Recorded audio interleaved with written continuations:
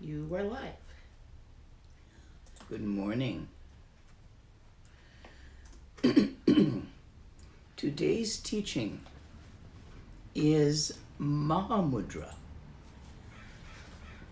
which is the same thing as Maha'ati. Mahamudra is called Chogchen, and Maha'ati is called Dzogchen. They're the same thing, although you approach them slightly differently. With Maha'ati, which is the Sanskrit term, you approach through 3 points: Tawa, Gompa, and Sopa. The first two are doings, and the third is not a doing. In Mahamudra, the approach is slightly more gradual, which works for many people. Pay attention today, especially all of you Trekchur meditators, and see if this method seems more likely to be effective for you than the one you're using.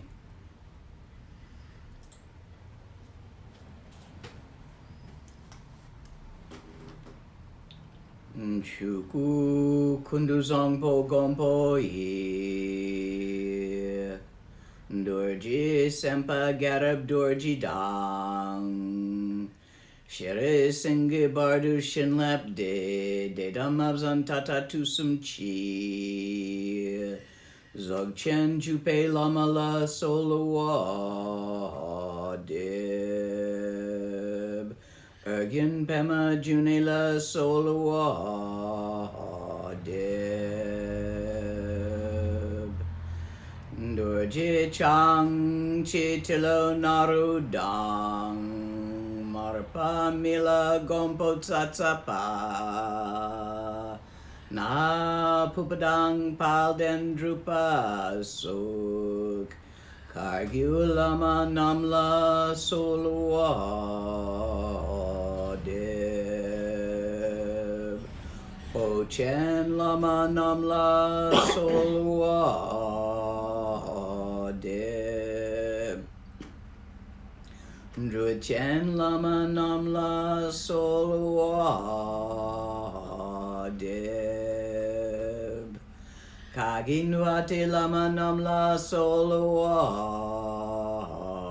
Deb Shakya Lama Namla Solowa Deb Nyandu Da Yungdran Lama Namla Solowa Deb Alkondu Zhongdang Yerme Pa Gon Garab Dorji Jintrag Pa Jetidang Nisume Pai Palamanam Chetente Jong. The lineage of this that I have is from the 16th Karmapa, given in a private teaching to Wangdur Rinpoche and Zigar Rinpoche, back forever ago. And from there, passed on by Wangdur Rinpoche to myself. And today I will share it with you. It is in the Kargyu line. Rinpoche tried me early on in the Kargyu teachings, the Kargyu system of Mahamudra. I was not as good at it. I couldn't get it to work. So he switched me to the Dzogchen line, Nyingma, and trained me in Nyingma, including my second Nundro. And that worked nicely for me. It is really dependent on the personality you are starting with, which method works better. But don't make things hard for yourself just because you have heard the word Dzogchen as being the highest teachings. Mahamudra are the highest teachings, in a slightly different lineage passed down. There is really no difference in what they point at.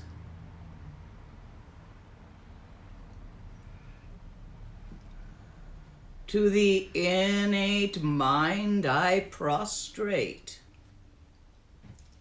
To those gone beyond I prostrate. Listen to the Mahamudra, the ultimate truth, innate and natural state. There is relative truth of the path of Mahamudra which is taught, and the ultimate truth of the natural state which cannot be taught. Emaho. Samsara and nirvana are the same in Mahamudra. Essence of unborn, completely pure space. One cannot point out the natural resting place of emptiness by conventional means, with a finger or with words. Listen to the path of indescribable innate nature. Release all dharmas. Abandon the careful examination of symbols of emptiness. For it is beyond all analogies and understandings. Not permanent, not transitory. Neither samsara nor nirvana. Neither one thing nor another. Neither appearance nor emptiness, neither reality nor unreality. The natural dharmata, mind and phenomenon all transcends intellect. Because it neither is nor is not. It cannot be described. Then that which is unaffected by the rise and fall of phenomena is from the very beginning unchanging. To explain the true essence beyond all doings is like discussing the shape of a rabbit's horns. I got Rinpoche once as a joke. A stuffed jackalope, which is a joke from the Midwest in America, where they make what looks like a stuffed hare with horns on it. It bothered him.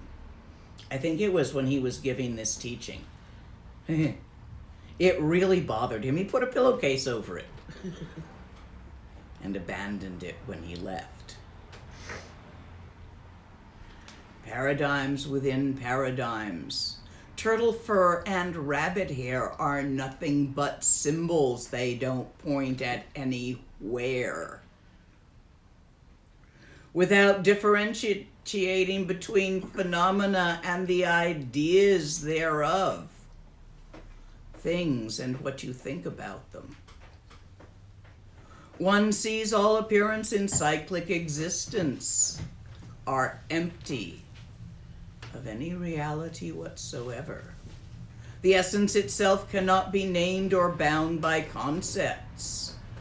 There is not even a little bit of an idea to it.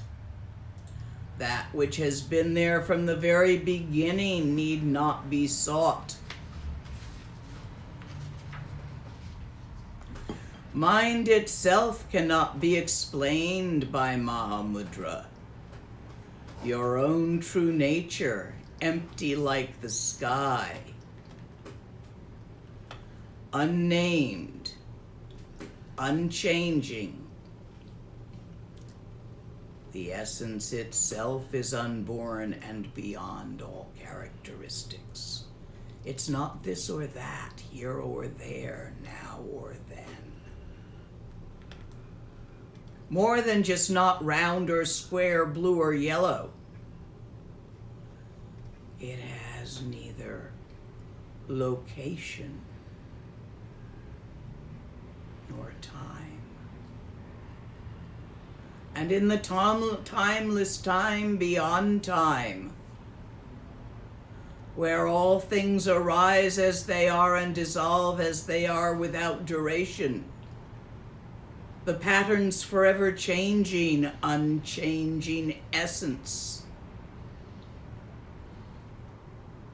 See this, your own true nature. Like empty space, pervading everything, always there, unchanging.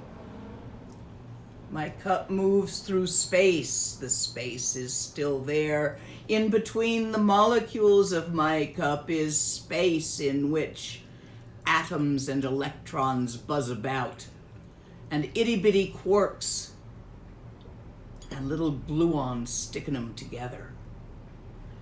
All of this has no location, no duration. It simply is.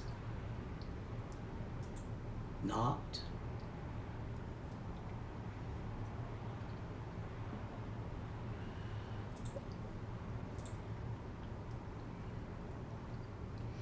Throughout all time, empty even of a perceiver.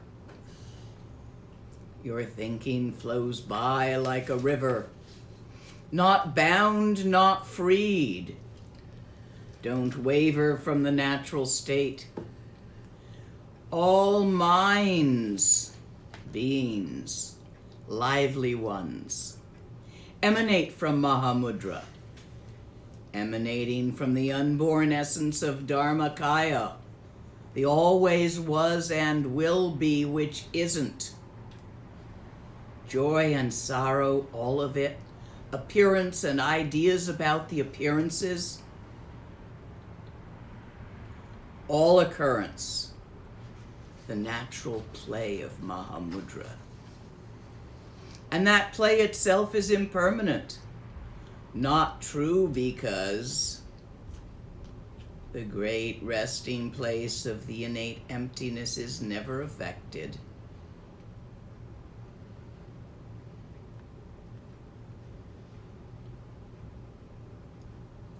Second part, the actual teaching, which takes two forms.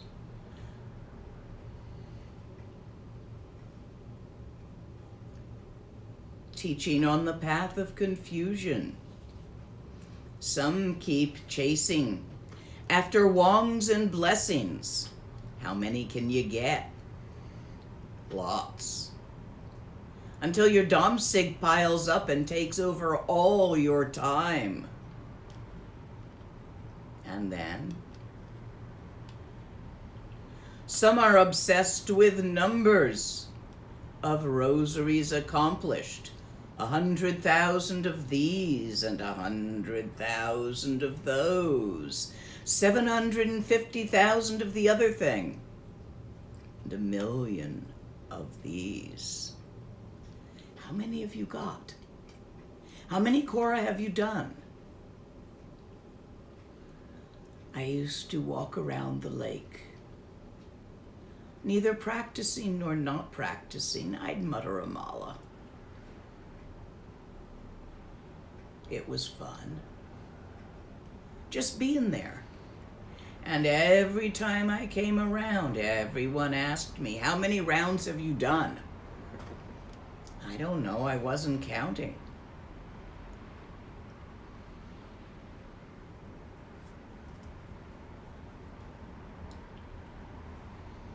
It's not how many.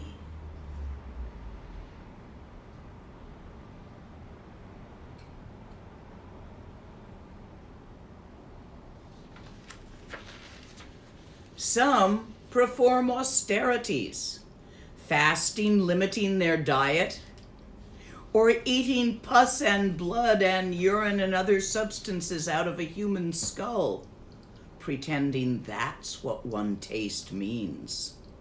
It isn't. Some move prana through their channels and are fooled by the bliss and the tranquility achieved thereby. All these paths of doing won't directly lead you to natural mind.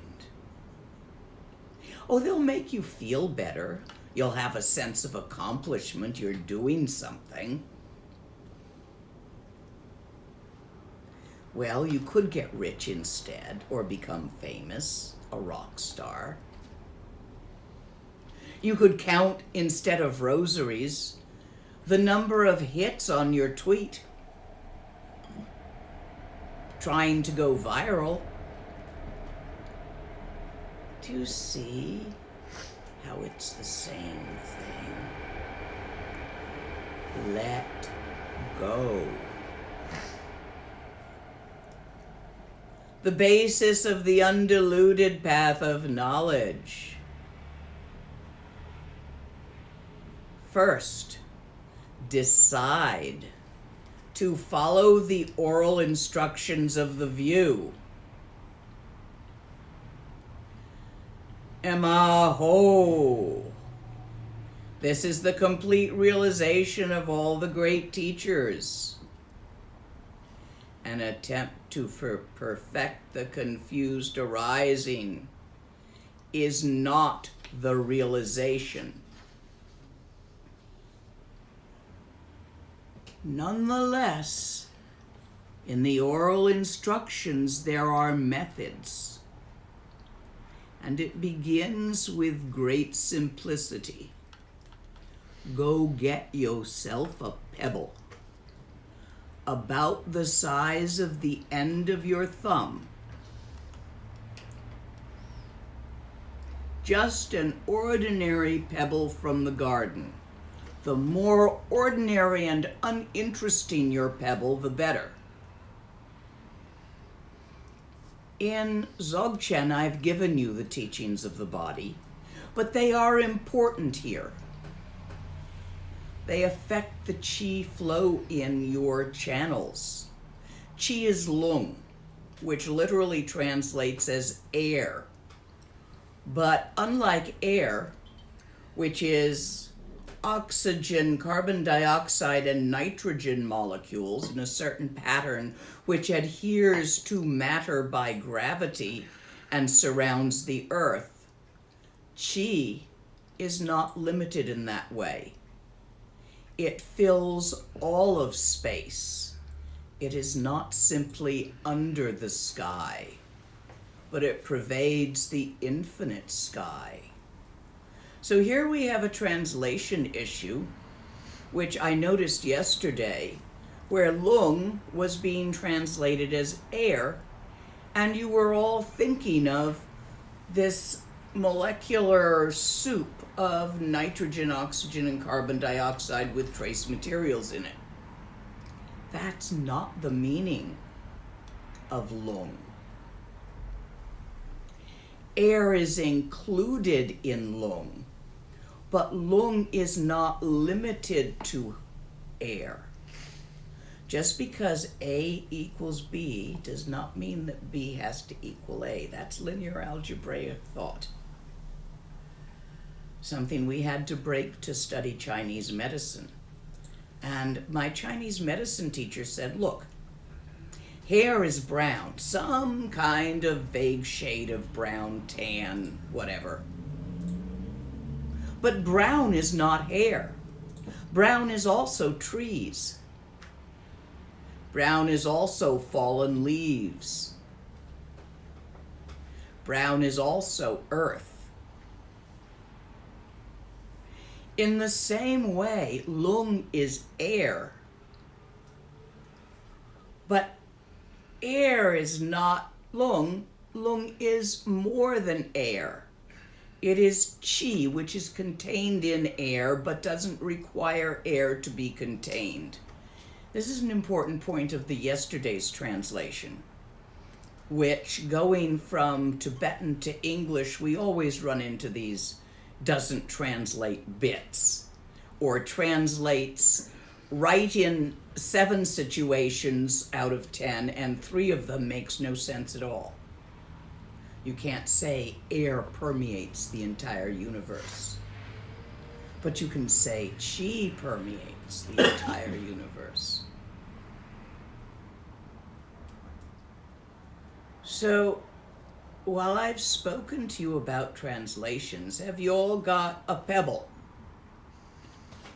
Sit nicely in either a lotus, a full lotus, a half lotus, or a Maitreya position. I am sitting in a Maitreya position. My feet are flat on the floor. My thighs are absolutely parallel to the floor, and my calves are perpendicular, my shins. I have a bit of lumbar support. No, the support is below my lumbar on my coccyx, which helps with my lordosis. I have a bit of a sway back. I place my hands flat on my thighs, about in the middle between my knees and my hips, finding the relaxed place along there, which leaves my shoulders loose. I tip my head ever so slightly down. I leave my lips just a tiny bit parted and my teeth parted.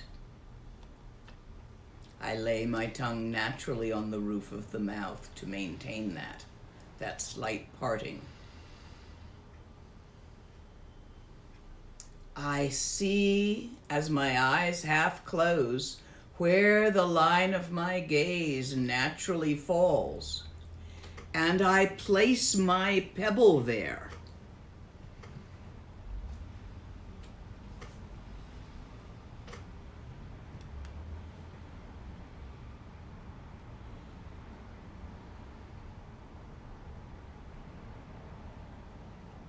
I rest my eyes on the pebble.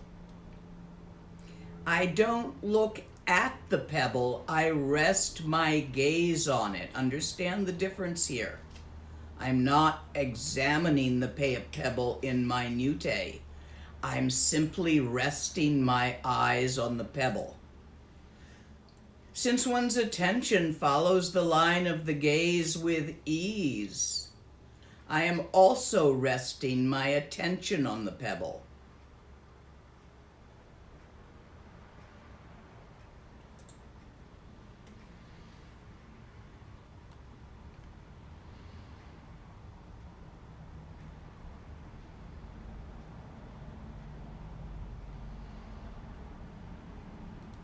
I am letting my thoughts slip naturally by without paying any attention to them, because my entire attention is focused on the pebble.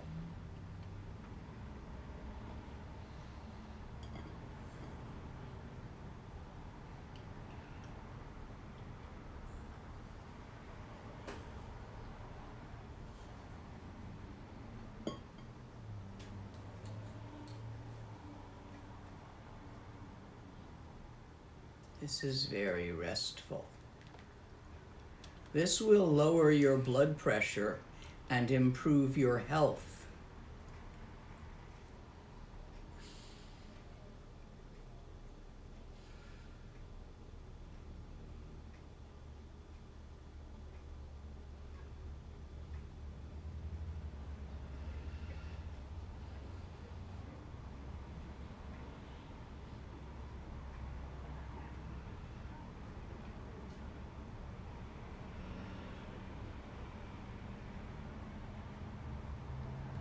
See, the pebble don't care if you're doing it right, you're doing it wrong.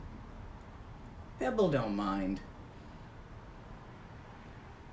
Pebble ain't doing nothing. It's just sitting there being an ordinary pebble. So there's not a lot of stories you can make about your pebble. You will exhaust them after a bit. They will get boring. The more you simply relax with your attention resting Gently on the pebble.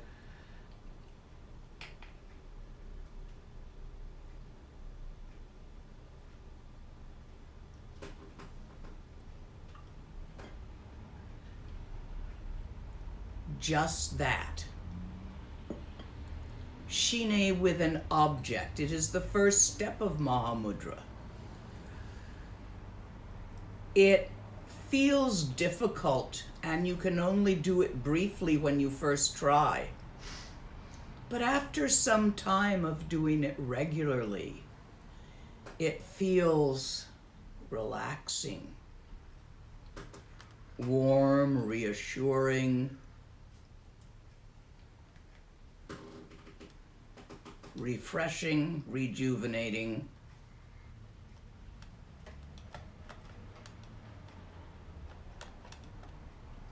Slowly over time, you will find that you can sit with your gaze and your attention resting gently on the pebble for longer and longer.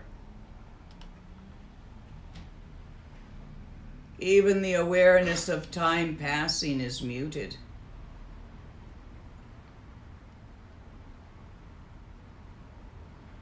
Remember, it's not a pointed focus, it's a relaxed focus.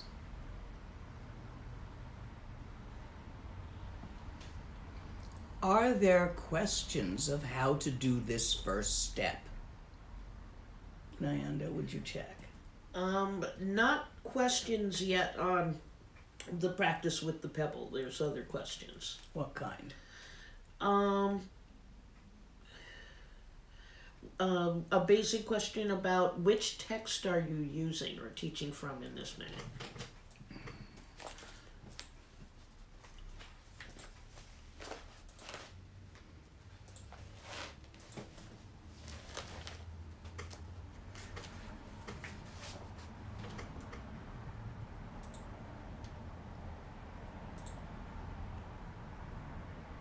This is the text I'm using. Handwritten copy. Songs of the 8 Mahasiddhas. It's a text that Wangdur Rinpoche received from Tuxi Rinpoche, who was in his monastery back in Tibet. He actually carried Tuxi Rinpoche out of India on his shoulders. Remember, Rinpoche is not much bigger than me. Strong little guy. At the time, he was a young, skinny little monk. Nobody special. Tuxi Rinpoche couldn't walk well due to age, infirmity, and size. He was a big guy and not skinny. He couldn't walk well or far, and they were in a group all running from the Chinese across the wild lands north of Nepal, in the mountains, past barbarians who hadn't even clothes and hunted with spears, tribal lands. And everyone went on ahead, abandoning Tuxi Rinpoche except for himself and about a dozen people who couldn't bring themselves to do it. And they tried to acquire a horse, but no horse could carry him over those tracks, which were like this, and like this, and narrow along the sides of cliffs. So Rinpoche carried him on his back like piggyback, holding his legs, and someone else took Rinpoche's backpack. And they walked. For a month they walked. Rinpoche never after that ever said he was tired. No matter what we'd been doing or how far we'd traveled, that was his reference for tired. And nothing else ever held a candle to it. He thought it would break him. Hardest thing he ever did. Hell of a nundro. Better than a 9-story tower, yes?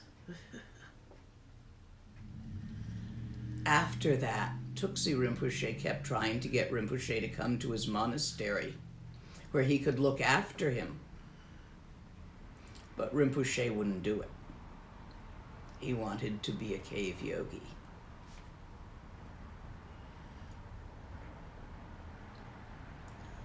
Tuxi Rinpoche even sent someone, and he said, "And don't come back without him." Rinpoche was starving alone up in the cave. Nobody around, all by himself, and the monk turned up and said, "Tuxi Rinpoche says I can't come back without you." And Rinpoche said, "Let me show you to a nice cave you can live in."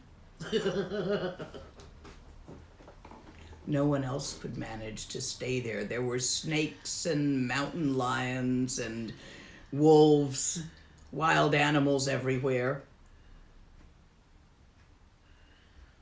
Rinpoche tells of sitting in his gom tree, coming out of samadhi, starting to stretch, and seeing a snake hanging down next to him, and he's going, leaning, moving slowly. He tells many stories of those days. Anyway, that's the text. It hasn't been translated formally. I've got a word for word and my own incomplete translation of parts of it. Still working on it. Work in progress. Some parts of it are public. Saraha's teaching besides the Ganges is in here. No, I'm sorry, Tilopa's teaching beside the Ganges is in here. And I think I've seen a translation somewhere of Saraha's bit. The one I'm reading you is one I've never seen a translation out there of, by Birwapa.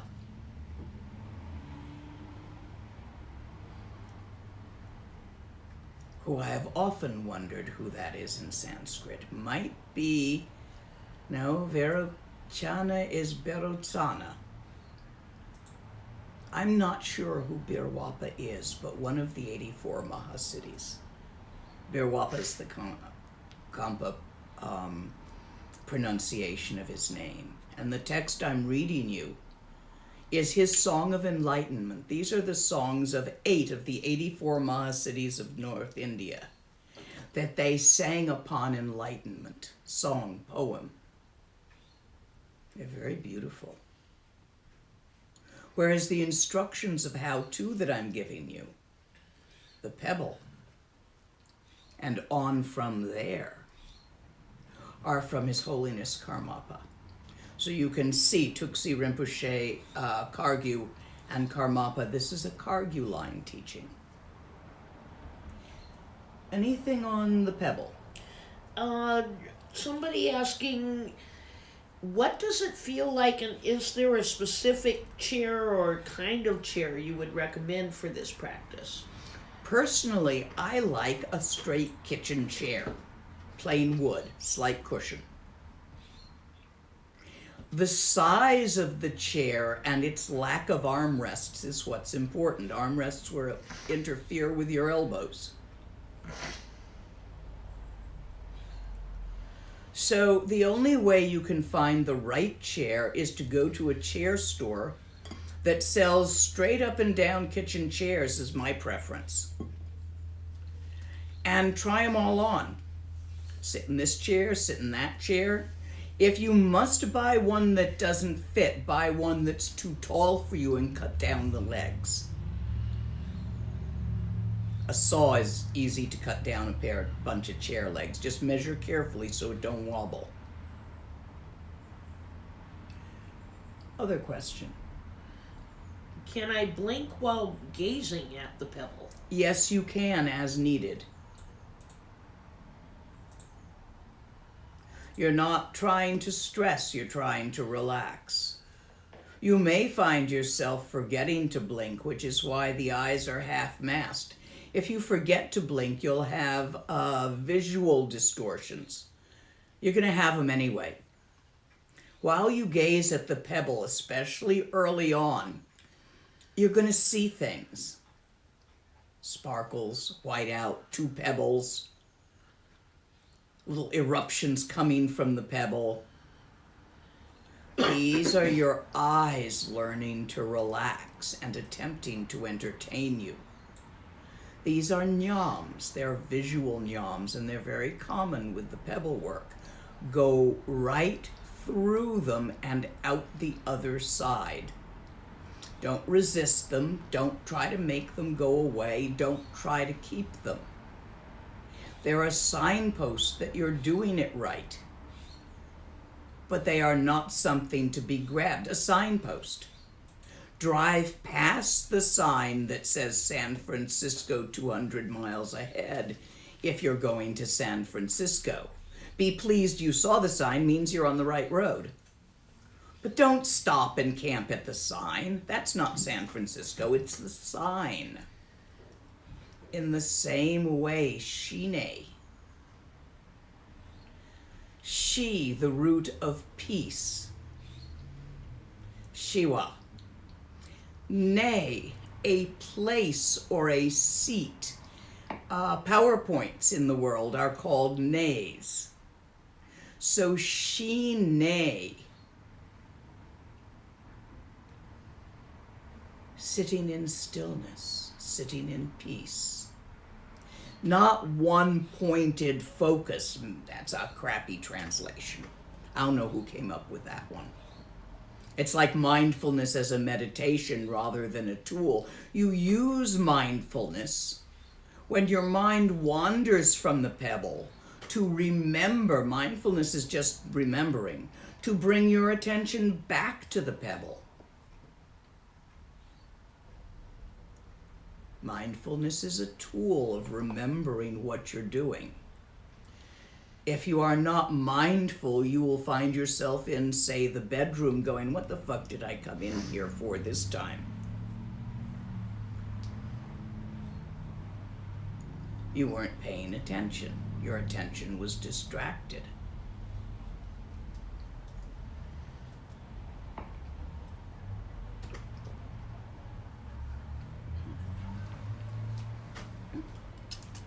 If you are not mindful of where you put your glasses, you can spend an hour looking for them while they sit there.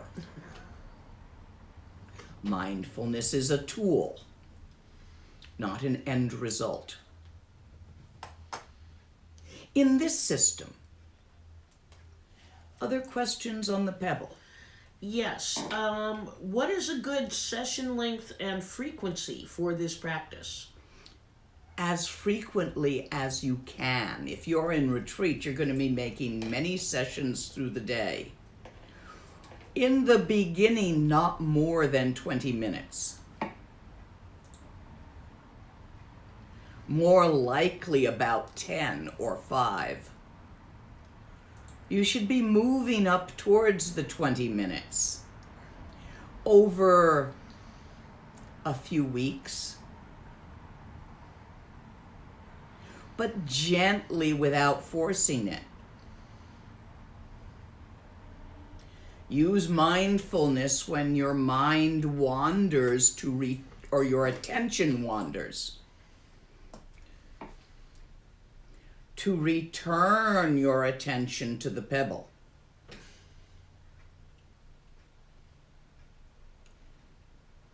This is an excellent practice to do in retreat. But it is also a practice that can be done morning, evening, and in gaps during life. This practice at this stage does not merge that well with daily life. Like, you can't really do it while walking around. Not at this stage. At a later stage, you can. But here we start at the beginning and we don't push the river. We allow the mind to develop certain abilities. And one is the ability to relax, which it doesn't normally do much of. It frets. What's happening here is this activity is impacting you, changing you, changing the pattern of your channel body to one who is unable to rest their attention as they choose, who is scattered, to one who is able to rest their attention as they choose, who is not scattered. And this ability is incredibly valuable later on. If you are on the spectrum of Asperger's, you may already have this ability to rest your attention for great periods of time on something which catches your attention, but it is not under conscious control. This is getting it under conscious control. Any other questions on working with the Pebble? Yes. Do you know some antidotes for drowsiness and agitation while relaxing at the Pebble? And one other person asked if it's normal to experience dizziness while concentrating. You shouldn't be concentrating. You're not concentrating. You're relaxing. This is not one-pointed concentration. This is one-pointed relaxation. And yes, intense concentration can make you dizzy. It's the way the chi is running in your channels that does that. It's risen up into the head. Recommendation, you eat some greasy carbohydrates, bread and cheese will do, before your session to avoid dizziness. Drop the lung down a bit. If the dizziness is problematic, if it's not problematic, if it's mild, it's just another nyam, drive right on by. It'll pass. You'll go past it. But it's not an unusual nyam. And as for adjusting one's agitation versus drowsiness, this is your throttle. Up further with your Pebble further out decreases drowsiness, but can go too far and lead to agitation. Down further with your Pebble closer in.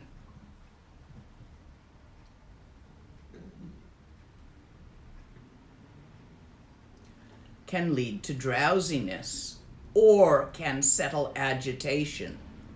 So use your throttle, which this controls the speed of the chi that moves through the neck, into the head, which controls the speed of your thinking, how fast you are thinking and processing. You want it right at the midline, like tuning a fiddle. Not too tight, not too loose. Any other Pebble questions? No, there is a comment that came in earlier about the text you're using, thinking that the name you're looking for there may be Virupa. It is Virupa, thank you.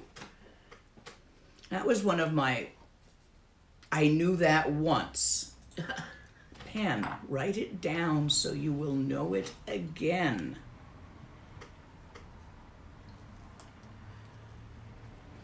Working pen. Do you have one? Okay. Oh.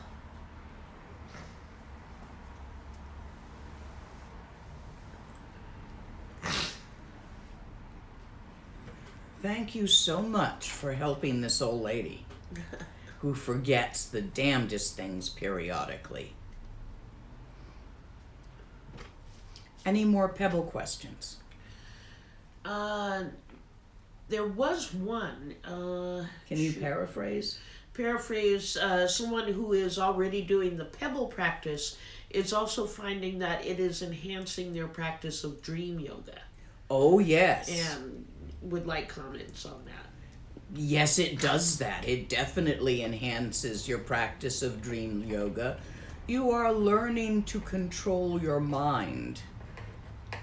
This is the 9 bulls of Zen teaching.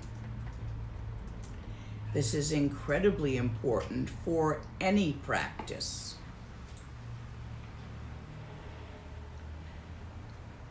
Now, I want to talk about how you transition from Shine, seat of stillness, seat of peace, with an object, your pebble, to Shine, seat of stillness, seat of peace, without an object, where you take the pebble away and put it back in the garden or whatever.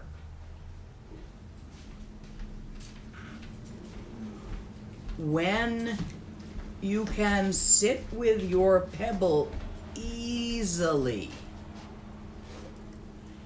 and rest with your pebble for a good period, 45 minutes, an hour, 2 hours, whatever, it's easy.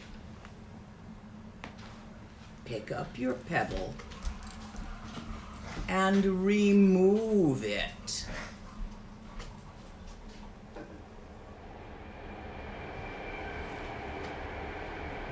At this point, that resting in stillness has become easy for you. You no longer need the support of a pebble, an object, and you can simply rest in stillness without an object.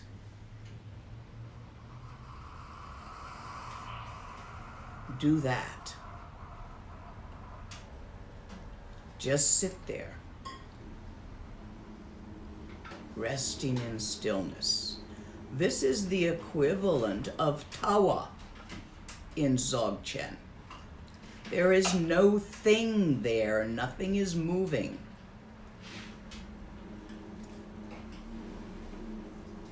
Be there as that.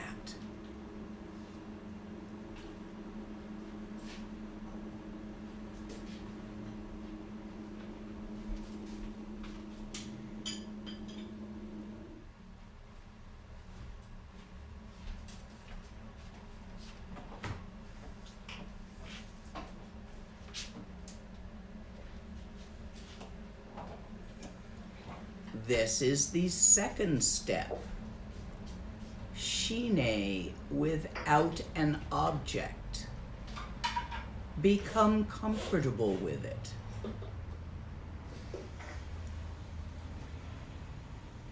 You will find yourself enjoying it a great deal, because life is full of glitches and problems. And for a little while every day, you rest in complete stillness, infinite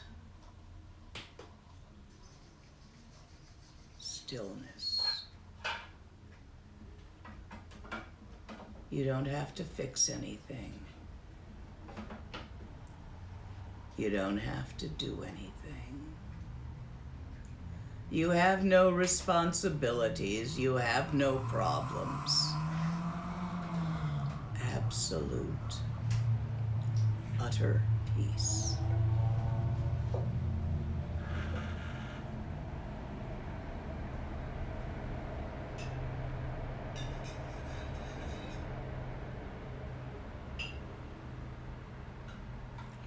If you have questions on this, type them now. Shine, without an object. Thank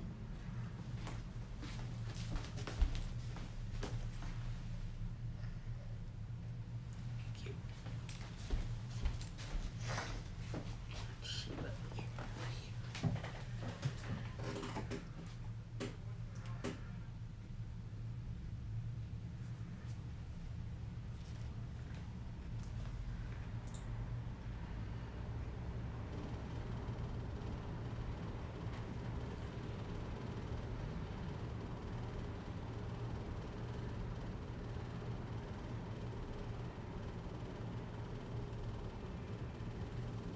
Trawa, stillness.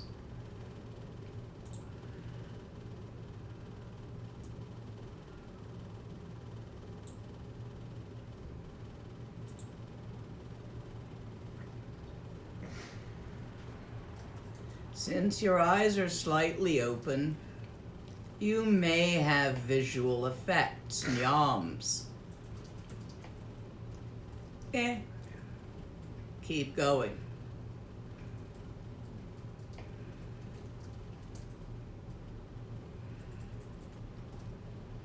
Remain still in stillness, as stillness.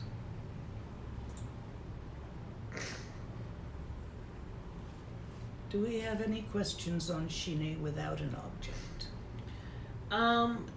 One person asking, what should we do with our gaze? The object's no longer there, so do we just keep staring in the same direction, or? You're not doing anything with your gaze, you're just relaxing it. Your eyes are half open. Your gaze is neither trying to focus nor trying to unfocus. It is simply relaxed.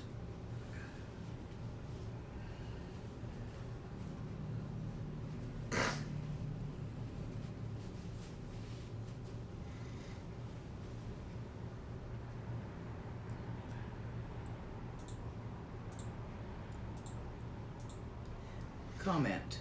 The way this Shine practice works on dream yoga, especially Shine with the Pebble, is the same as the way the on the stick works. You are learning to relax in stillness, as stillness. Anything else on Shine without an object? Is it the same as when you say looking at mind with mind? Very similar, but slightly more limited. It is completely limited to the ultimate stillness aspect of Dharmakaya nature of mind.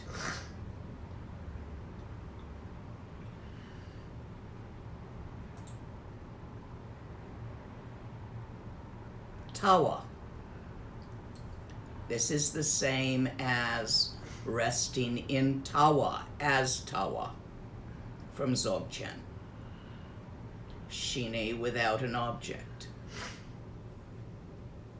Resting in stillness, resting as the seat of stillness. Dharmakaya nature of mind does not come and go, unborn, undying. It does not move or become.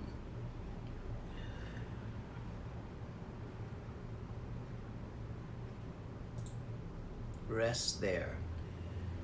While doing Shine without an object, you will get the standard and some unstandard nyams.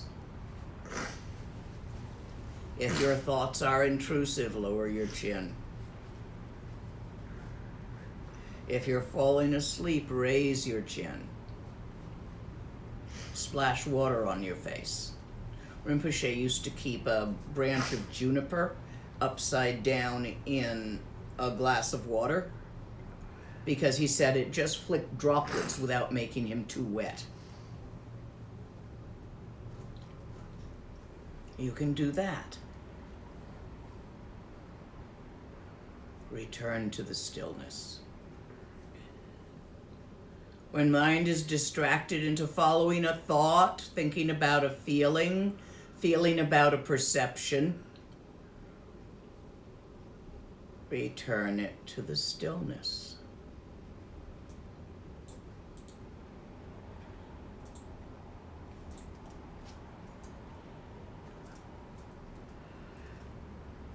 Any other questions about Shine Yeah. without an object? I think, yes.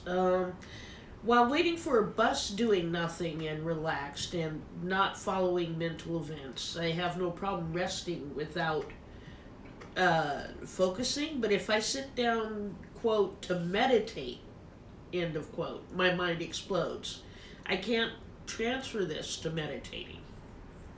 You need some purification practice. You've got a geck stuck in your channels. It's like lint. Pick something. There's so many kinds. You can do some Vajrasattva, you can do some prostrations, you can do the work with the seed syllables if you've had all the prerequisites for that one, the Rushen.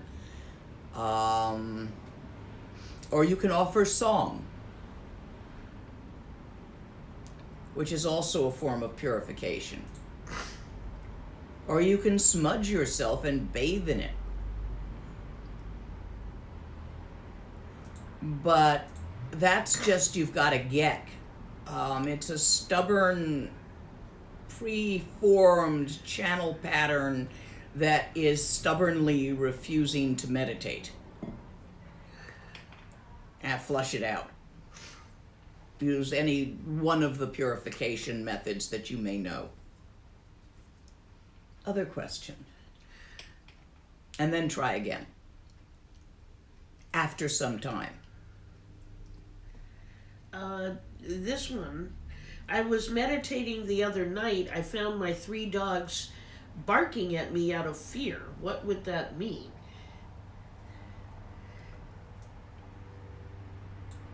You're meditating. Your smell probably changed in some way.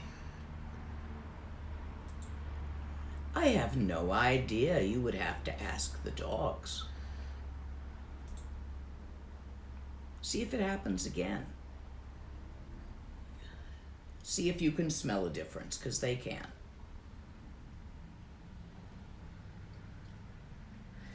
I find I tend to get bursts of extreme pleasure while doing Shine. It snaps me out of my meditation. How do I control it? That's called a Devanyam. When it happens, you pray out loud using your speech chakra with any words you want. You can recite a prayer that you know, or you can make up the words as you go along, but you have to say them out loud.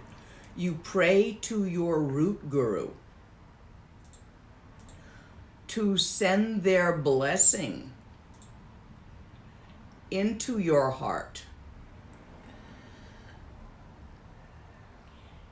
and take you past that particular experience. This is what you do if any nyam, meditative experience, is interfering with your meditation. If it's just happening, you just go right past it. But if it's interfering, then that's what you do. You pray out loud to your teacher, whosoever you consider your root guru to be. Next question. Earlier with the Pebble, you talked about using the chin as a throttle. Yes. To work against agitation or drowsiness. Yes. When you're no longer focusing on a pebble. Same thing. Same thing. Same thing. Raise or lower the chin. Raise or lower the chin. It affects how the chi runs through the neck into the head, how fast it flows. And that's it, I think, on questions. I think you might have mentioned this in passing, but if you could give more detail. I heard that Shine without an object is equivalent to Tawa in Dzogchen. Yes. Could you please explain a bit more about that relationship? They're the same thing. I just said that. That's where you heard it. Shine without an object is resting in stillness. Tawa, that openness of awareness, we call it, is also resting in stillness as stillness. Dharmakaya nature of mind, the stillness. Gam in Dzogchen is to return your attention again and again while active to Dharmakaya nature of mind, Tawa. Here, Shine without an object is done on the cushion.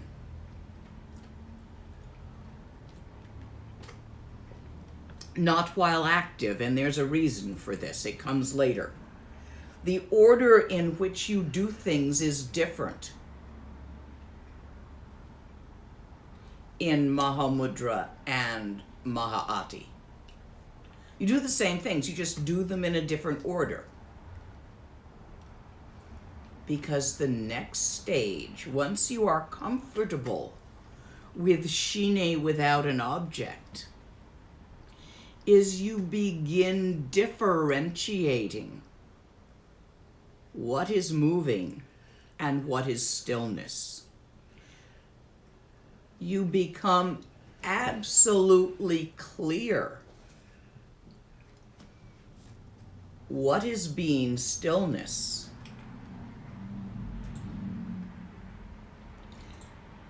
and what is moving.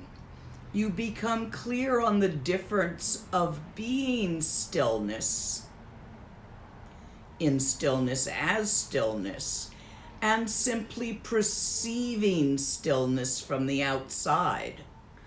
Perception is moving. Stillness is not.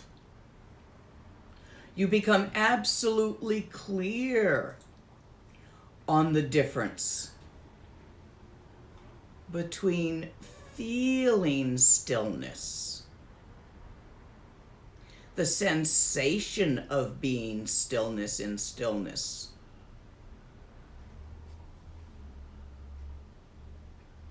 what is the difference between the sensation and the stillness? The sensation comes and goes. It's there on the cushion, it's not there off the cushion. Whereas the stillness that you return to again and again is always there. It does not move. You get really clear, you differentiate, you separate the moving and the stillness. The stillness is called traba.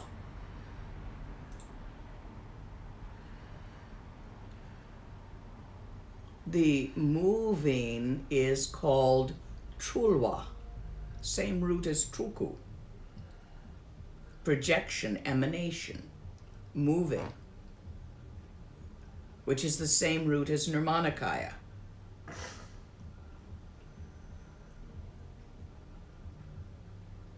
This is vitally important. In Dzogchen, we don't do this until we do the outer body Rushen. And we have a completely different method for separating. That's what Rushen means, separating. Separating out the moving from the stillness in Dzogchen. So here's a divergence, difference in method. Here, once you have stabilized to a great extent, that is, you can do it when you wish, Shine without an object. Doesn't mean it exists when you're off the cushion. Dzogchen different. Method different. Not fruition. Fruition same, method different. Here, it is vitally important that you complete this stage. Separate the moving from the stillness.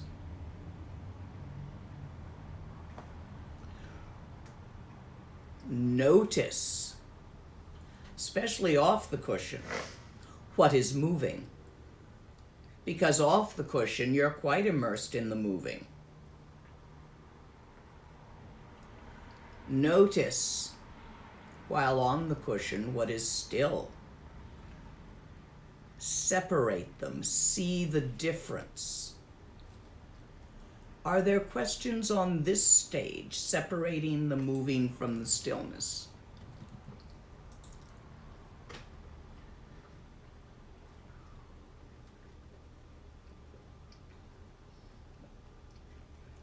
Wait a minute here. A couple of... Is stillness the absence of thought? The absence of thought is stillness.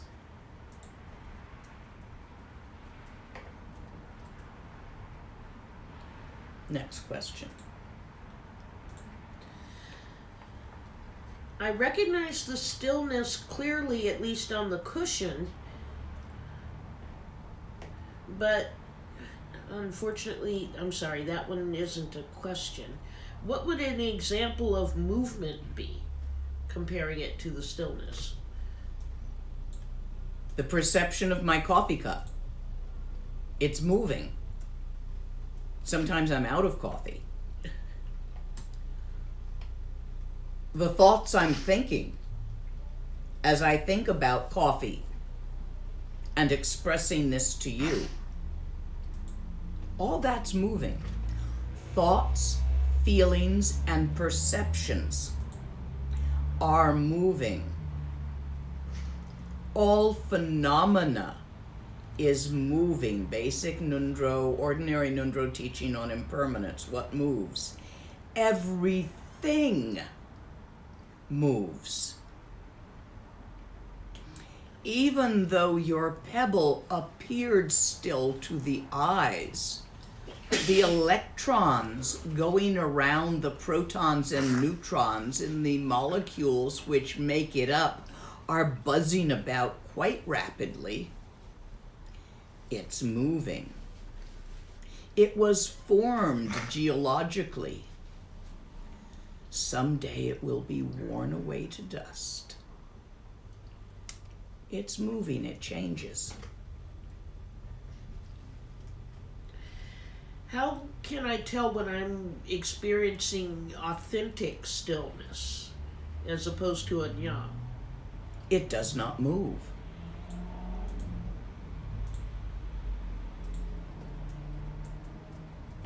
Nyams come and go. Stillness is still.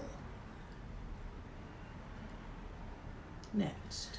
So is the movement the same as impermanence? The movement, all the things that appear to be moving are impermanent.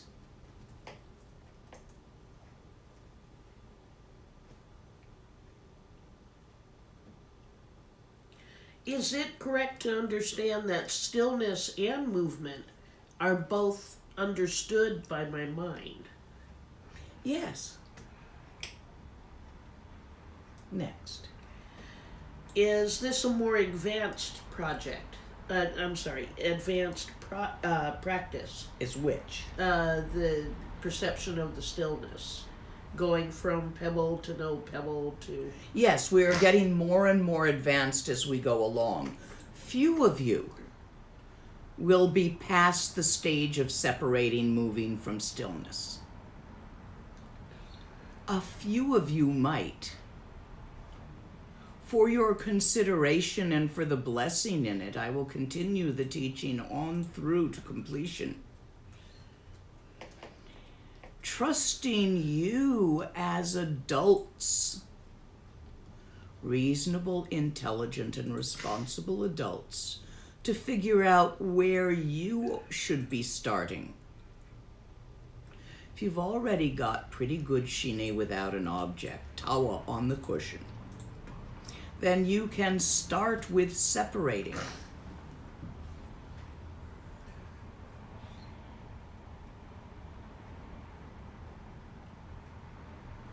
Any more questions on there? I'm having trouble separating the movement moves, but it also seems part of the stillness, not separate, in the way that birds are not separate from the sky. They're having trouble distinguishing. This is theoretical for you. The thought that thinks this is moving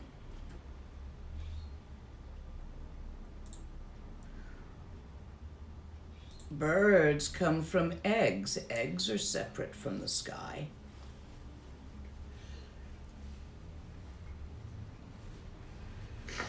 Next question. What is the difference between the Dzogchen and the Mahamudra teachings on stillness and motion? Unfortunately, the Dzogchen teachings are secret and can only be taught in person, and we are planning a retreat on that. This stage, Rushen, separating the movement from the stillness, not this summer, but next spring, when travel hopefully will be possible. I still haven't gotten my vaccine. It's still not available to me in my area. And I shan't be traveling until I'm fully vaccinated, mostly to avoid spreading it. Because when I travel and teach, we will be in a group together. And there will be close contact. So to do this teaching of outer body Rushen, we will have to be together in a group. It is buggy, problematic, accident prone. I need to be there to keep an eye on you. Otherwise, one or two people get into serious trouble. Most of the people do something other than the actual practice requested, and one or two people maybe get it. If I'm there, I can nudge you back into it, provided you're a suitable candidate for being there. Anything else on Rushen separating? In stillness, should we have, quote, complete stillness, end of quote, no emotions or thoughts at all? At this point, should they arise, simply recognize them as the moving.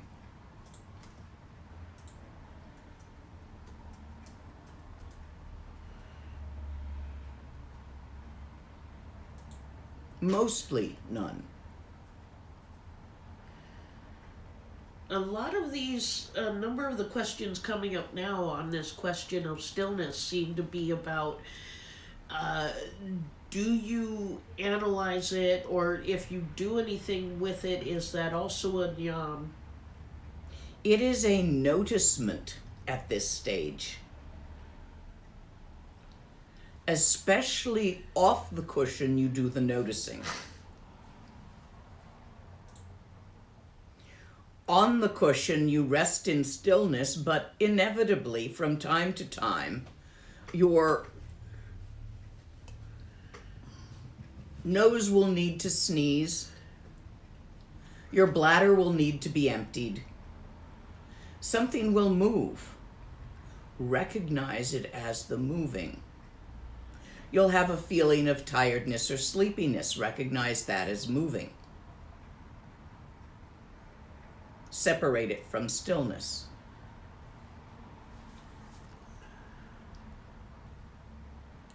You'll have a thought come up. I wonder how long I've been sitting here.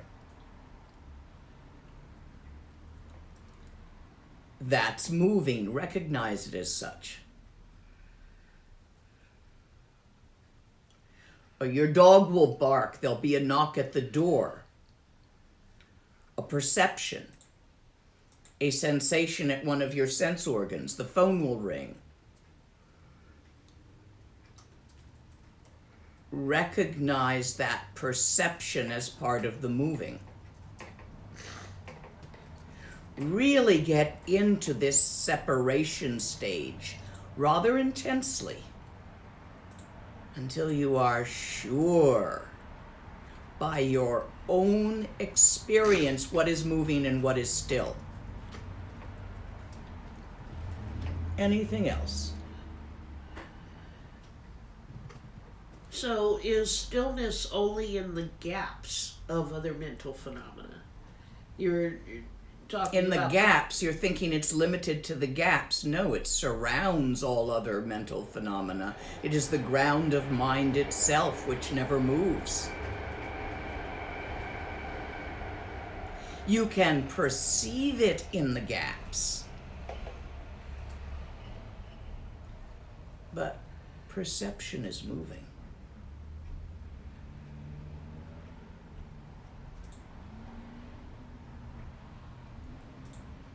Next question.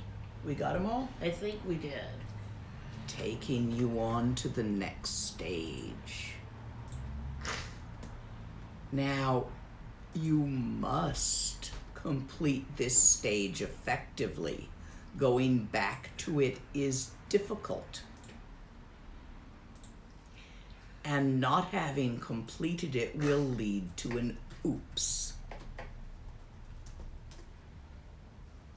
And slow down the maturation of your practice. But once you have become completely sure by your own experience exactly what is stillness and what is moving, now the fun begins. Trultra Naljur. Moving stillness yoga, literally. I call it the yoga of dancing stillness. Here is where you permit moving and stillness to merge. Where you see the movement inherent as potential in the stillness.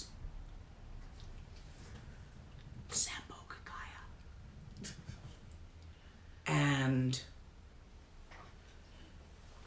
you see the stillness in which all movement arises with no thing moving.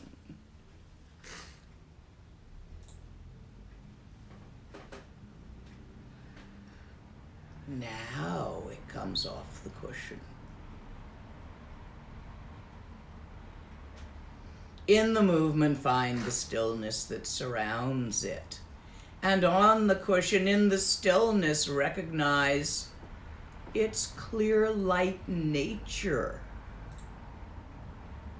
The potential for the dance of phenomena. And that potential itself is awareness.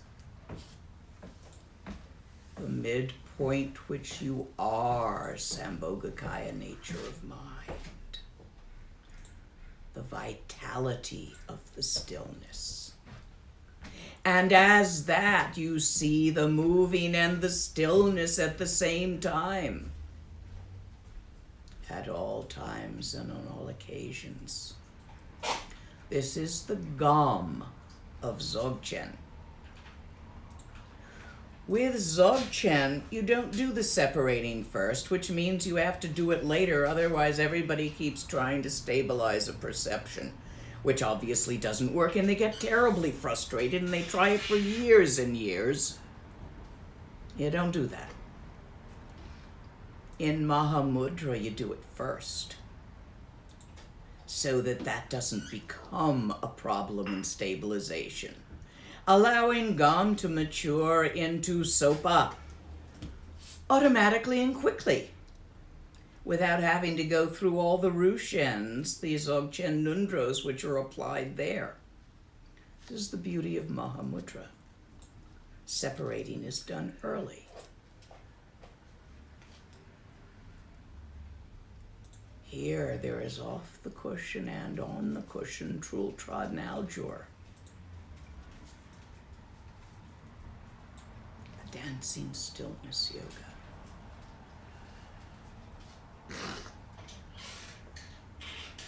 Here is where at all times and on all occasions you recognize the already known Dharmakaya nature of mind, inherent in all the arising phenomena, the space containing the stuff.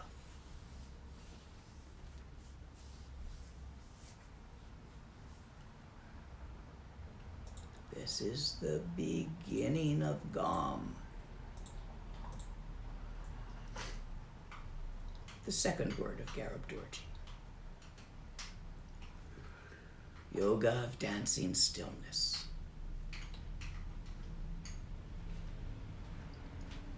Are there questions? Not specifically on this. There are some other practice questions. Go with it. Do you have advice on meditating with tinnitus? With tinnitus, the ringing in the ears. Tenzin Wanzhou yesterday gave a meditation for that, where you stuff your ears with cotton, making it nice and loud without external noises, and focus on it as shine. Instead of using a visual sense of a pebble, you use the sound. I suspect he could tell you more about how to do that. In fact, stuffing your ears with cotton, eventually the whooshing of your blood becomes the sound. But if you have a tinnitus, that would be the sound. And you simply use that as your example of shine, as your pebble. Otherwise, leave it be. Tinnitus is a come and go. There was a time before you had it, and someday there'll be a time after you have it. Next question. Are these practices appropriate if you have a child who likes to meditate and is willing to practice? Absolutely. There is no reason why children shouldn't do this. In fact, we've got a teaching with a guest teacher, Lama Candice, coming up in a week or two on Dzogchen for toddlers. Please be welcome to join us for that. It will be on my Facebook and YouTube channel like this. Can you combine this practice with Dzogchen? For example, doing sessions of Shine and sessions of Trekcha together? No. This is a different method. Don't mix them until you get to Trultra Naljur. Trultra Naljur, GOM. There are many ways of confusion to get there. There is a Dzogchen way to get there and a Chogchen way to get there. Choose one. Once you have reached the point of Trultra Naljur, they come together again. Any more? Yes. When I try to work with Trultra Naljur off the cushion, I often feel tense and notice poor breathing. I'm fine on the cushion. Do you have advice? Work on your breathing. And do a round of some form of purification. You've got a gek that's making you tense about this. So again, the standard purification, Vajrasattva, prostrations, song,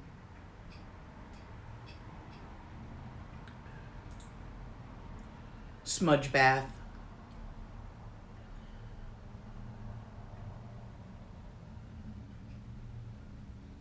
there are recitations for purification.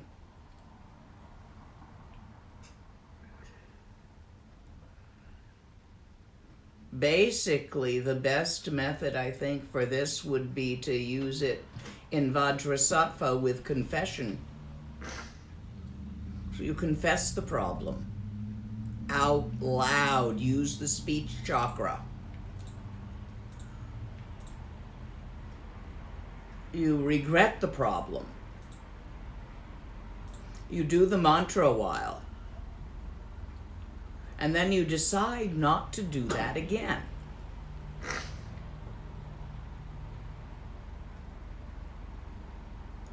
You might find yourself needing to figure out what it is about doing this off the cushion that makes you tense. And it's going to be connected to a bunch of stuff. And getting all that stuff with Vajrasattva, seeing each bit of it as a creepy crawly that washes out. If you don't have a good Vajrasattva teaching in sadhana, and yes, use the sadhana for this. I did one very recently that should be up, and it was a public one on these channels, so it'll be on YouTube and Facebook back a ways. Can you comment a bit about song? People are confused about the exact practice there. I have taught this practice, and it's up there somewhere. Probably on the website you can find a reference to it. It's burning of incense as a purification ceremony. There's a long version that I haven't taught, which is the mountain form. And possibly if we get a lot of requests, I'll teach that. I do have the text. Mountain song. And that's a very beautiful purification. It feeds, satisfies your imps, doons, dudes, drees, gecks, and combs out your parchies a bit. Pays back your karmic debtors and releases you from that. A question about experiences during practice. During practice, I have a fear of annihilation. What do I do about this? Nundro, there is nothing that exists that's going to be annihilated. But since that fear is arising, do some purification for it. You've got a quirk in your tsa. You want to comb that out because it's in your way.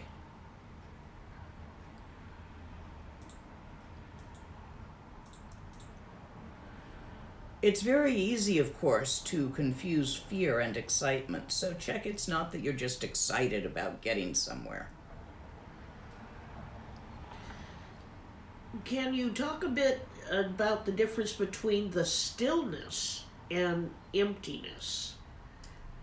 Some people are confused. Are they the same? Are they different? What's the relationship there?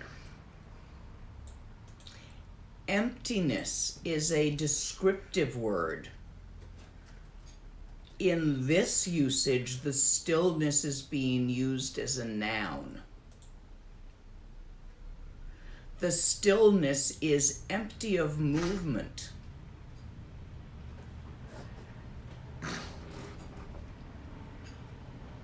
Emptiness is used as a word in certain contexts, usually descriptively, rather than as a noun.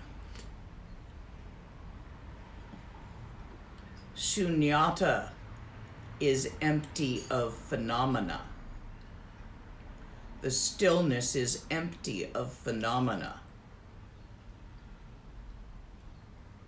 However, it is full of potential.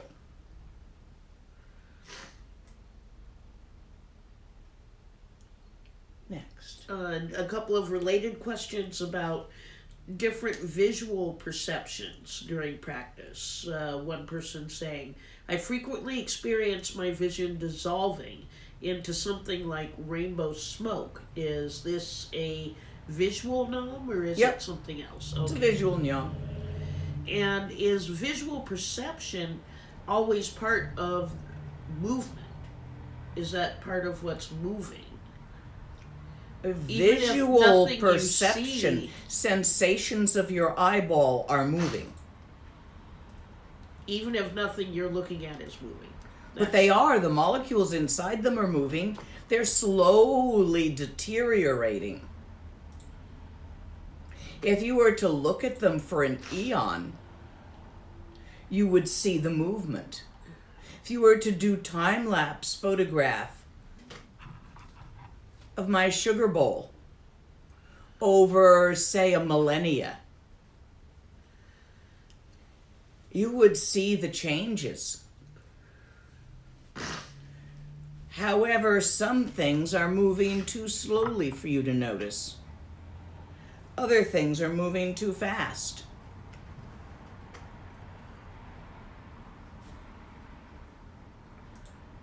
So, visual perception, everything you are perceiving, since you can look at this and then look at that, your perception moves. The sensations in your eyeballs are changing. They're always changing because you're looking here, you're looking there, you're looking at a blue thing, you're looking at a red thing. Do you see that? Visual perception is moving, changing. It doesn't changing and moving doesn't mean fast moving, it just means moving. When you stare at your pebble, eventually you'll get up and go pee and won't be staring at your pebble. So the visual perception of the pebble moves, changes in time.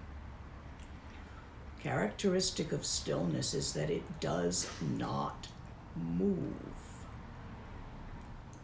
Ever.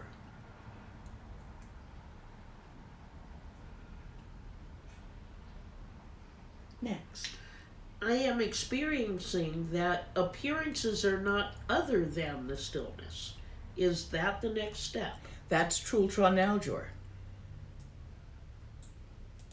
Yoga of dancing stillness. I call it dancing stillness because I think it sounds pretty. But literally, it's moving stillness yoga. Okay.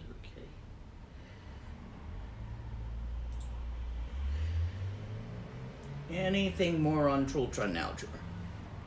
No. Okay, let's take you on to the next step.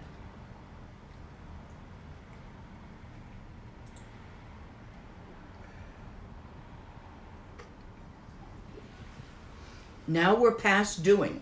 Trultra Naljor is the last doing in Mahamudra. Beyond here, it does itself. Because you are no longer the person who started. You have changed yourself with the pebble to being one who can control the focus of attention. You have changed yourself without the pebble in Shine to being one who can accomplish Shine. And as you change yourself through the separation and the coming together, you have become a mirror reflection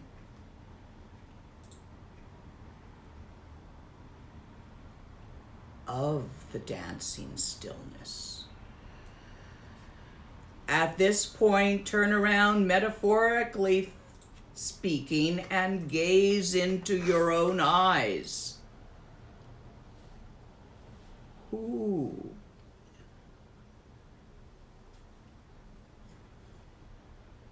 is the yogi of dancing stillness yoga? Who does this? See it.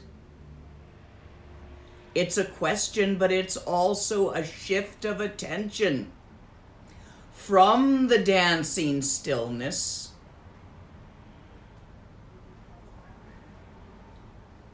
to the perceiver, experiencer of the dancing stillness. And in that shift, it becomes obvious that it is dancing stillness that sees dancing stillness. And there is no separation whatsoever between experiencer, experience, and experienced.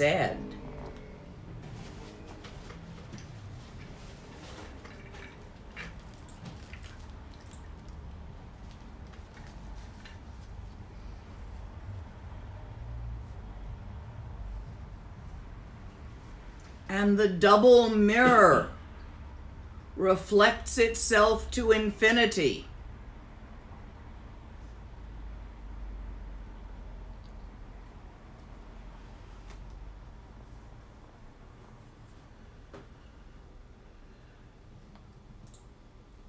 And you are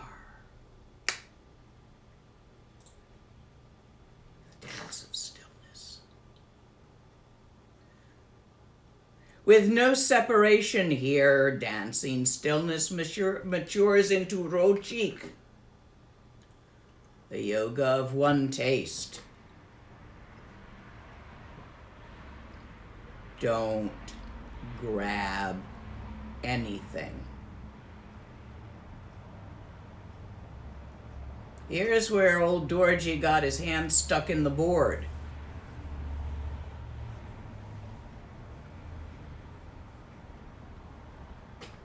Here's where it is strongly advised that should a yogi find himself able to fly, he not fly over large bodies of water, especially if he can't swim. Here, the nyams get weird. And you mustn't grab them or shove them, leave them be. Allow. Rochik, one taste. No separation whatsoever between the perceiver, the perception, and the perceived. No separation whatsoever between the drinker of the coffee and the drinking. It's all the same thing, the dance of stillness.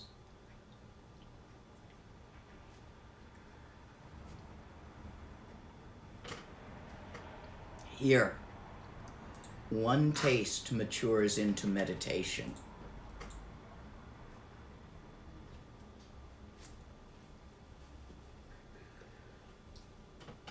Here we step beyond words, where even meditation itself matures into the non-meditation.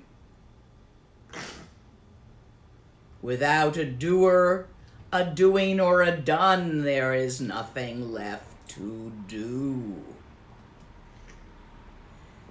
Isness continues. In this very moment, transcend the extremes of obtaining and not obtaining realization. Since liberation and non-liberation do not exist, they are one in the natural state. This certainty cannot be given by another. Only you can come to this for yourself. Beyond self. Beyond you. When all arisings are seen clearly, the mind neither accepts nor rejects anything. Fearlessly transcend the points of meditation and non-meditation.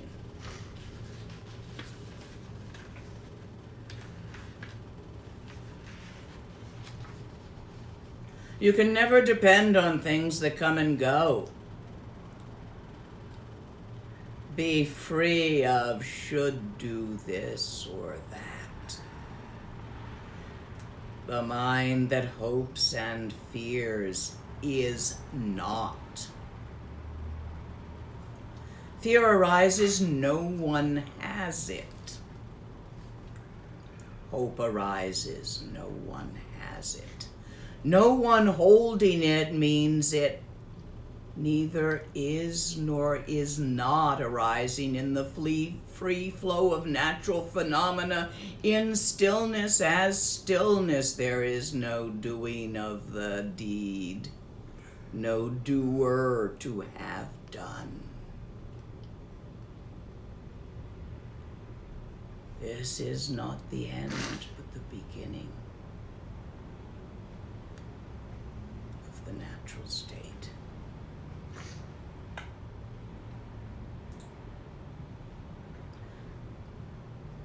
The mind that hopes and fears is not give up trying. It won't get you anywhere. In the realization of the natural state pointed out by the teacher, both thinking and the thinker dissolve into Dharma Dhatu. Consciousness finds no place to grasp. Consciousness finds no place to grasp. Rest in the truth without attachment to it or any other thing. There is no thing to grab. You have no hands to grab with. For there is no doer, no grabber, separate from the grabbing and the grabbed.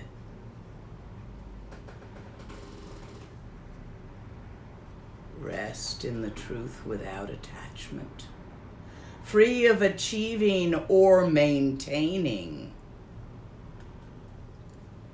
not rejecting, not achieving, not trying, not doing. Give it up.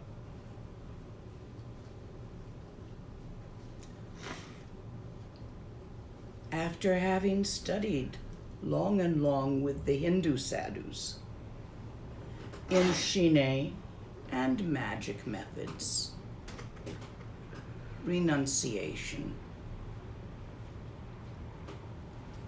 I gained many magical powers, which I proceeded to spend here and there on many entertainments until they wore off.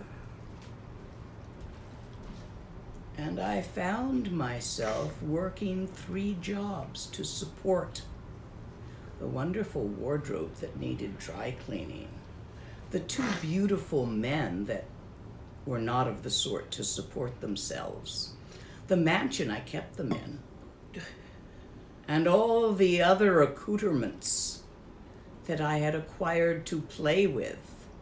In the daytime, I worked as an engineer designing a highway.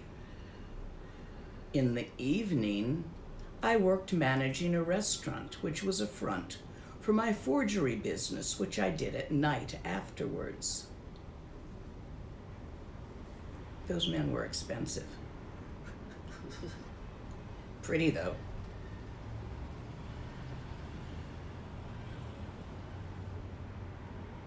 And they got on. And you know how hard it is to find 2 men that'll get on with each other? Well, they sort of got on.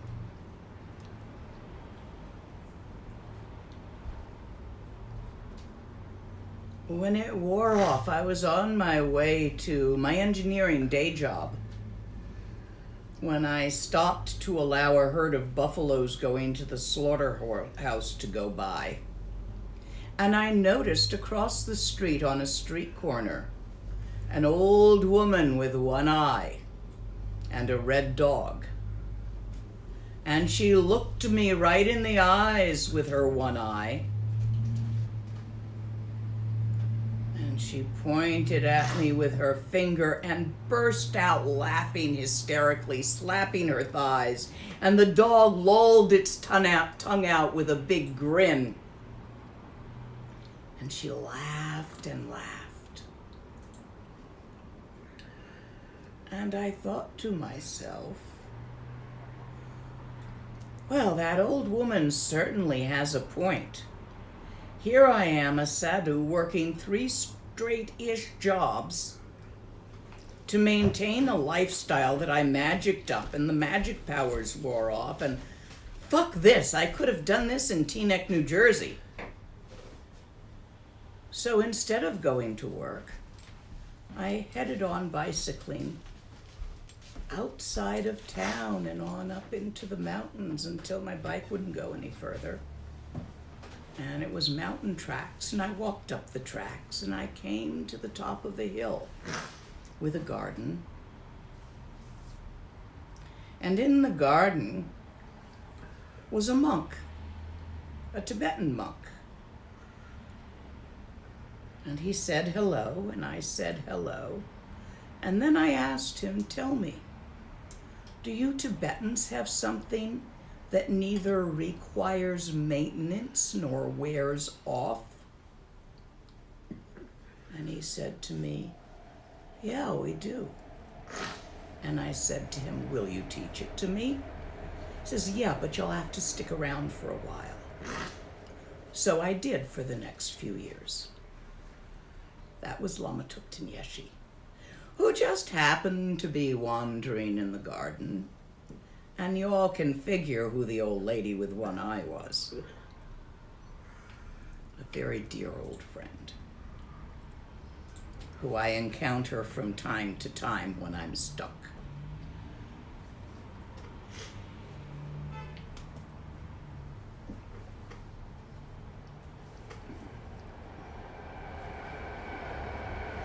Mamayeshi taught me a lot, but he kept saying, I'm not your root teacher, I'm your babysitter. I'm going to pass you on to your root teacher eventually. You just stay here for now. Because I kept begging him to show me.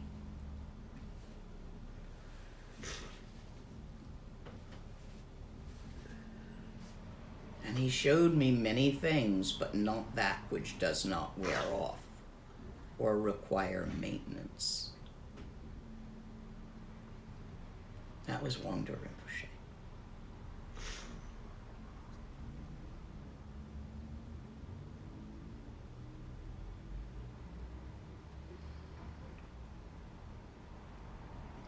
Rest in the truth without attachment, free of achieving or maintaining.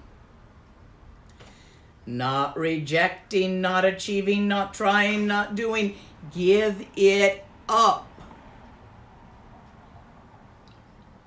There, the joy of the natural state, most transcendent of dharmas.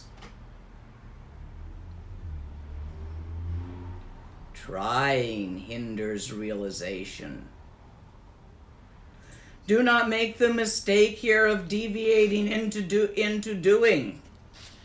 Remain free of all desire. All arisings are liberated in the uncontrived state. Free of even a whiff of pride in non-attachment. Supported by devotion, seamlessly weave together the sacred threads of devotion. Beyond the doings of mind, stainless and free of doubt, all knowledge, all knowing, phenomena directly perceived. Guru Yoga, Bodhisattva, and Sunyata, a single thing, no thing.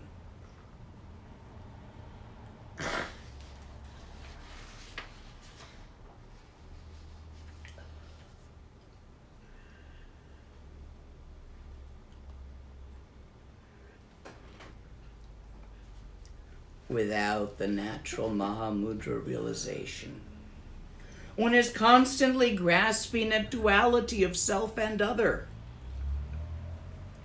This causes one to want to change things. I want this, I want that, I'm going to do this, I'm going to do that. Because this attitude obscures all pervading awareness, one is born again and again in the doing. Both moment to moment and life to life.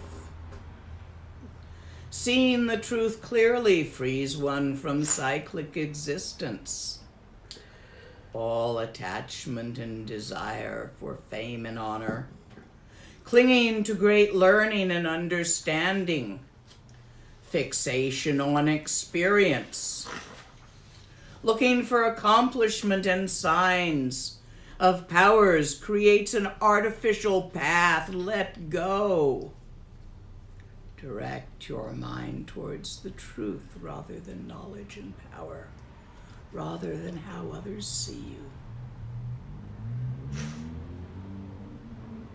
Any mental doing is limited by having a direction. Trying to climb up limits you.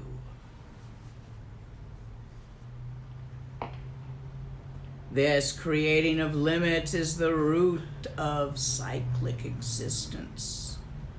Simply look at what is the ground of mind. In the direct seeing of mind is certain liberation. Mahamudra, the complete path, starts with a pebble.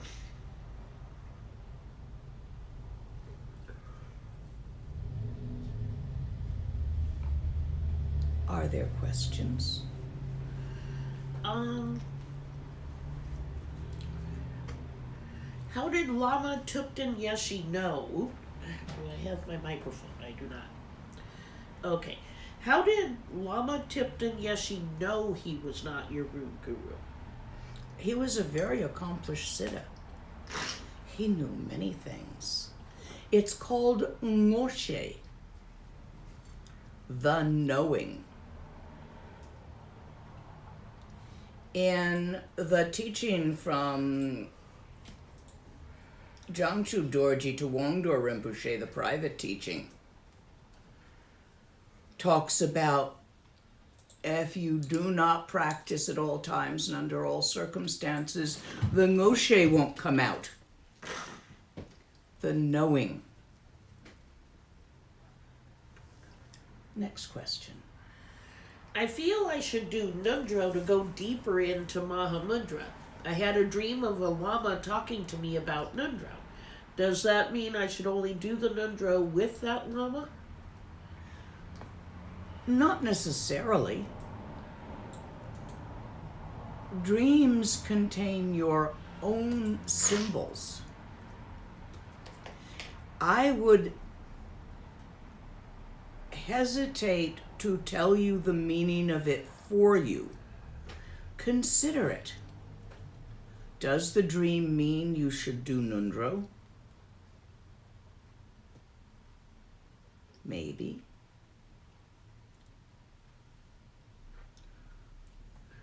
Would you like to do Nundro with that particular Lama? Okay. Would you prefer to do it with someone else? Probably okay. Might you want to check in with that Lama in the awake time? Not a bad idea.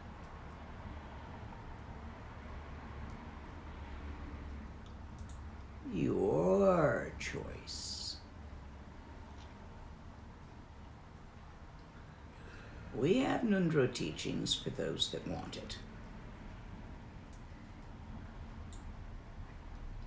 or feel they need it, as well as Vajrasattva teachings and song teachings. And the Riwosan, I'm going to have to do one of these days soon for y'all. It's a fairly long text, but it's a lovely text and it's a nice purification. So I'll put that together and stick it in maybe later this month. Because when you come upon a glitch, especially one that's obvious, like meditation scares you, or agitates you, or causes you to feel tension, yeah, that's a gek. Song is good for geks. Next question. How shall I decide to pick one practice, Dzogchen versus Mahamudra? which one sounds like more fun to you? That's how you pick. You see, if it's fun, you'll actually do it. If you don't like a practice, you won't do it. Pick the one that you understand easier, that feels easier. Your choice. We have a couple of Trekchia groups, and we also have a Mahamudra group happening. There's less people in the Mahamudra group, so I'm going to encourage it. But only if that's the way you want to go. If that method feels good to you, right, comprehensible, doable, fun. Look for those adjectives in choosing a practice. Next question. How do you know when you've done enough separating of moving and stillness to move on to the yoga of dancing stillness? You Or are does it just absolutely happen? sure which is which. That's certainty. If you're not sure, you're not done. You should be sure you're sure. And then you move on. Next. Is experiencing Tultra Naljor without having isolated stillness possible? I do practice Trekchia. Yes. By the Dzogchen method. In the Dzogchen method, we don't isolate stillness before Tultra Naljor. We do it after in Rushen. Rushen, the Dzogchen Nundro stuff that I teach different bits of, literally means separating. It's the same stage as separating the moving from the stillness, because many Dzogchen practitioners keep trying to stabilize a bit of the moving, like the feeling of Trekchia, the perception of natural mind, of open awareness, or the idea of open awareness, the thought of it, the concept of it, the feel of resting in open awareness, that feeling, or even the very perception of Tawa. And these are thoughts, feelings, and perceptions, and they don't stabilize. They move. So in the outer body Rushen, we work for 11 days without stopping. There's no breaks, no night break, 24/7. Until we cannot do. We find the not doing, and in the not doing, it becomes obvious.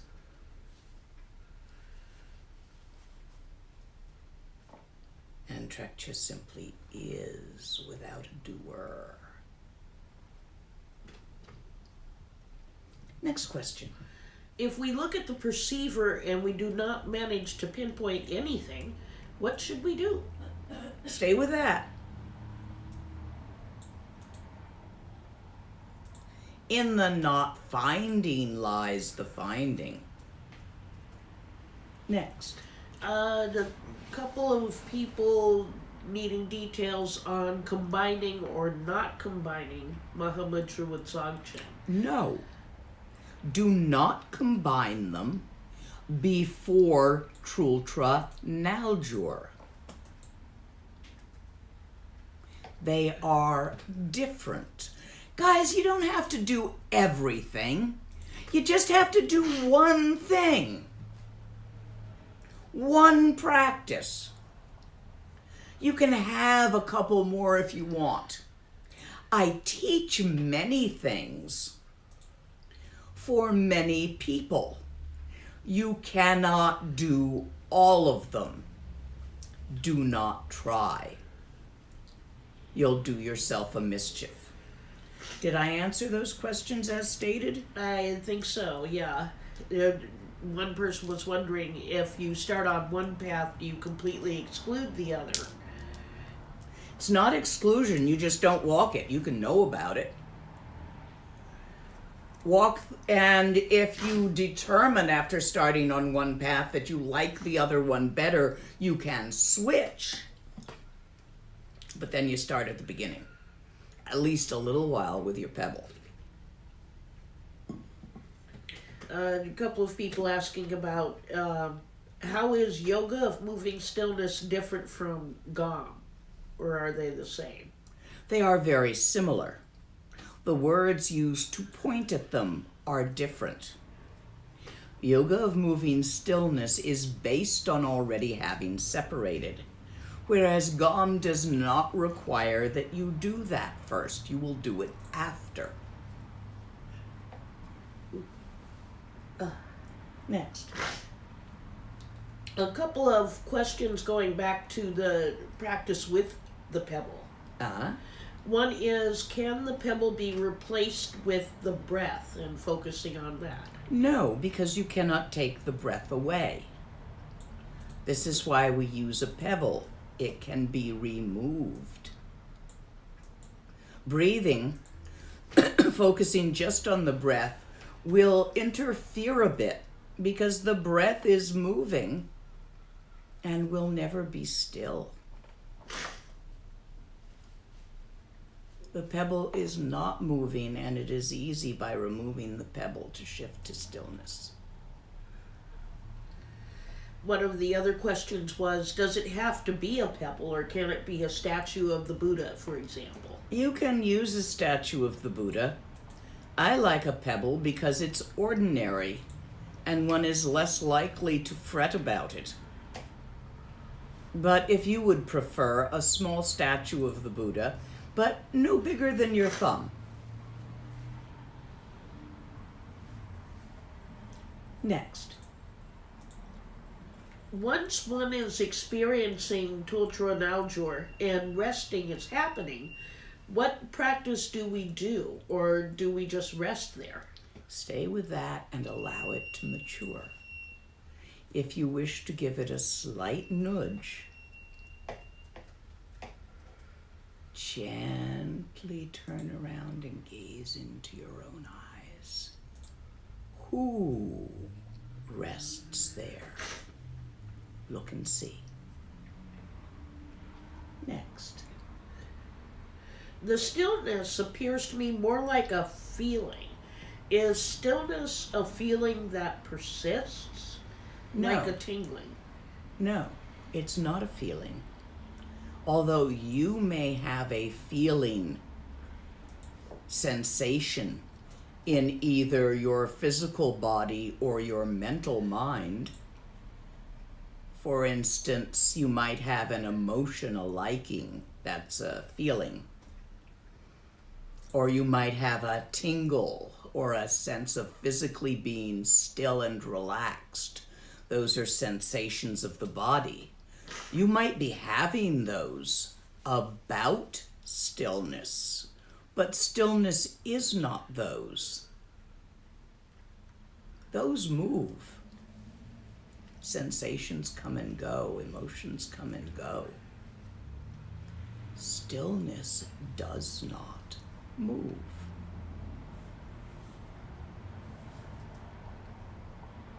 Next. A couple of questions about the stillness and awareness. Is awareness the same as the stillness? Awareness is the perceiver of stillness. Yes, awareness is the same as stillness because the perceiver and the perceived are not separate. This will be noticed in one taste.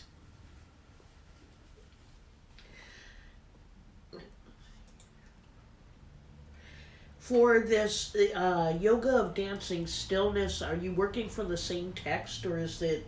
No, I'm working at describing it. All the descriptions that I'm not reading from this are from Karmapa's teaching. But there's nothing that's publicly available. No, it was an oral teaching passed to me by my teacher. I took notes, but I pretty much memorized them by now, and I'm not sure where they've gone. They're around. Is Shine without an object the same as awareness of awareness?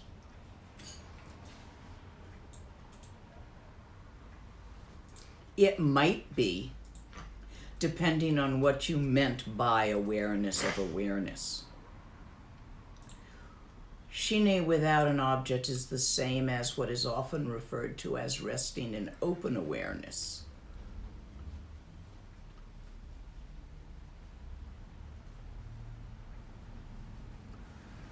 So yes, but remember, nothing is like anything else. Remember, in the words of Saraha, all is and isn'ts aren't. All of your is it like this or is it like that, we're just playing with words and semantics. None of the words actually say how it really be. They point.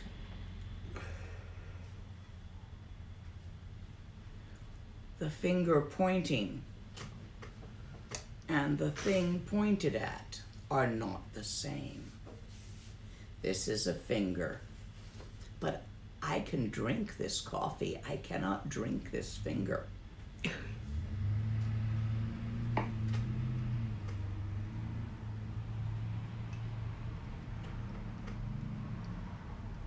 Couple more questions and then we're going to be done for today. Yeah.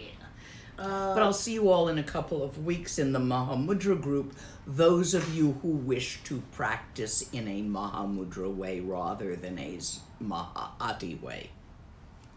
Next. Question about devotion, and what is it and how is it being used here or described in this practice? Here, this is the same in Dzogchen and in Mahamudra. Devotion to the teacher is the fuel of practice. That devotion, openness. You know how when you really love someone, you're just sort of open to them. You wish to engulf them or be engulfed by them or both. That feeling of devotion allows you to open your mind sufficiently that that which is beyond words can go in, transmitted by the teacher. Because all the words in the world in every possible language, even sonar, don't go there. They only point from outside.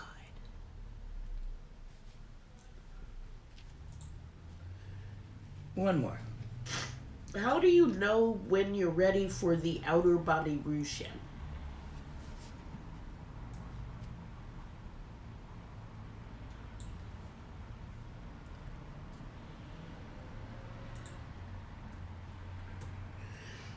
You've been doing Trekcha for a number of years. You've been doing GOM at all times and on all occasions. And you're getting really frustrated because You keep losing it under certain stimulus, like when fighting with your wife. Then it's time.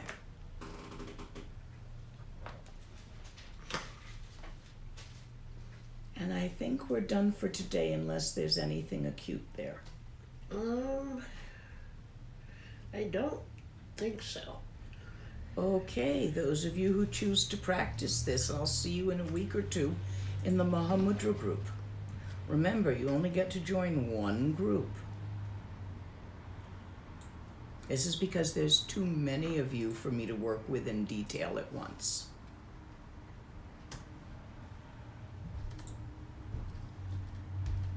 Ge wandi nyur du dog che che sala go pashu. As all those who have walked before me, as all those who will walk after me, as all those who have walked together with me, have done, will have done, I offer the Gewa created by this teaching to all life everywhere. Because we're all in this together.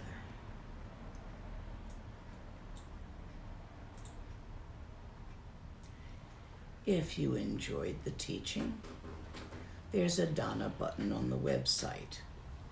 Currently, until Thursday, it's dedicated to Geshe Tenzin Wangyal Rinpoche, who taught yesterday, and I will be offering to him any offerings made to me for today's teaching. So you're welcome to make offerings, and I shall pass them on. If any of you wish to merge your practice with a yogi, yogini mostly females we have, up on the mountain, in the shacks, in the caves, write me an email specific to that. Don't mix it in with other topics. Just say that in the email, and I'll make an introduction for you. Or we will, because I have people helping me with that. I'm behind on my email, but you're all used to that by now. It'll happen. And anything else practical I need to say? I don't think so. I've posted the schedule link Okay. for people to check for upcoming teachings, register for the various groups and retreats that are happening. Okay, so practicals have been dealt with. Thank you all for joining me. Whatever you choose as a practice, do it. Practice is the key. In a relaxed manner. No pushing, no bird dogging stuff. Just do it in joyful relaxation. And we are complete.